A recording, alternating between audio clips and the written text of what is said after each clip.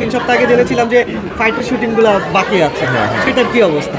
সেটার অবস্থা ভালো, শুটিং করছি এখনও, আর জাস্ট 2-1 দিন বাকি। আমার কাছে মনে হয় যে হয়তো উইদিন 5 to 10 days একটা অ্যানাউন্সমেন্টের প্ল্যানিং আছে। সো এই জন্য আসলে এখন পর্যন্ত কোনো কিছু বলতে চাইছি না। সো অ্যানাউন্সমেন্টের জন্য ওয়েট করি। আমাদের শুটিংয়ে একটা জিনিস খেয়াল করে দেখবেন যে যখন শীতকালে বৃষ্টির সিন হয়, আর গরমকালে অনেক বেশি মানে ওভারকোট জ্যাকেট পরে শ্যুট করতে হয়। সো ওয়েদারটা আসলে ম্যাটার মানে করে না যখন আমরা কাজের প্রতি মানে ঢুকে যাই, চরিত্রের প্রতি ঢুকে যাই।